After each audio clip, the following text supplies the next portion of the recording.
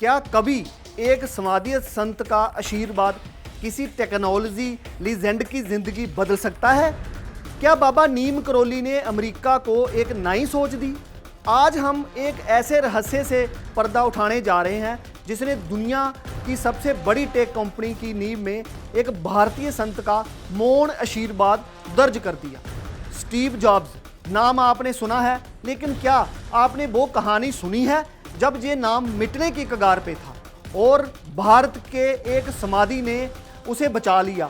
बाबा नीम करोली के कैंची धाम से निकली एक मौन शक्ति कैसे अमेरिका पहुंची और कैसे एप्पल जैसी क्रांति रच दी, आज हम आपको दिखाएंगे एक एक्सक्लूसिव रिपोर्ट। नमस्कार, मैं हूं ललित शर्मा, आप देख रहे हैं इंडिया डेली।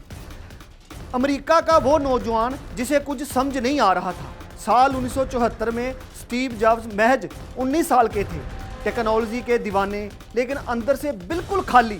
पढ़ाई छोड़ दी, नौकरी से उब गए, दोस्त भी छूट गए और अब जिंदगी का मतलब ही खो गया। वो सवालों में गिरे हुए थे, मैं हूं कौन?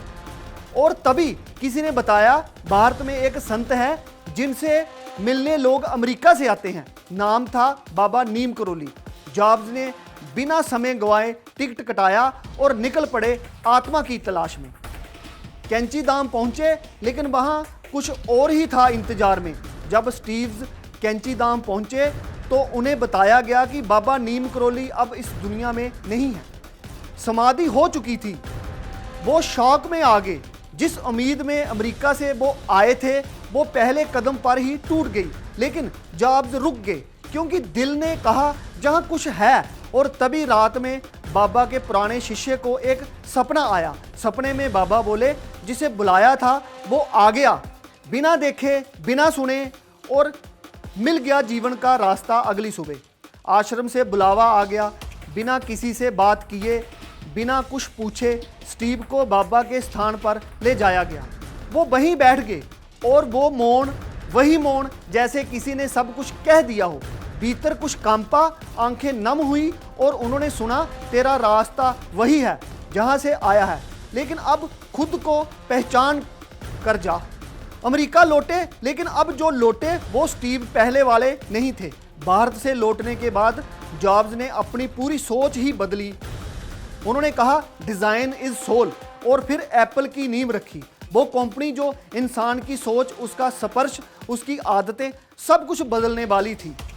उनके साथियों ने भी महसूस किया कि भारत से लौटने वाले स्टीव अब बिल्कुल अलग हैं, शांत, स्पष्ट, बेहद फोकस्ड।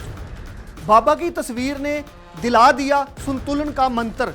एप्पल हेडक्वार्टर में जॉब्स के डेस्क पर बाबा नीम करोली की एक तस्वीर हमेशा रहती थी। एक बार उन्होंने फेसबुक के मार्क जुकरबर्ग से कहा, तू भी भारत जा। जुकरबर्ग भी भारत आए और उन्हीं के नक्शे कदम पर कैंची धाम पहुंचे। जिस संत से कभी कोई नहीं मिला वो अब अमेरिका के दिल में बस चुका था। वो संत जिनसे कभी कोई सीधा नहीं मिला, फिर भी बदल दी दुनिया। ये मुलाकात बिना शब्द के हुई। ना बाबा बोले, ना जॉब्स ने कुछ पूछा, ना कोई प्रवचन, ना कोई चमत्कार, सिर्फ एक मौन आशीर्वाद जो जिंदगी के सबसे गहरे अंधेरे को मिटा गया। इस मुलाकात की ना कोई फोटो है, ना कोई रिकॉर्ड है, फिर भी ये घटना एप्पल जैसी क्रांति की नींव बन गई। क्या भारतीय संतों में है वो ताकत जो विज्ञान से परे है?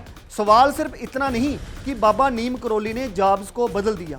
सवाल ये है कि क्या भारत की मिट्टी में वो चेतना है जो पश्चिम के सूखते हुए मन को तृप्त कर सकती है?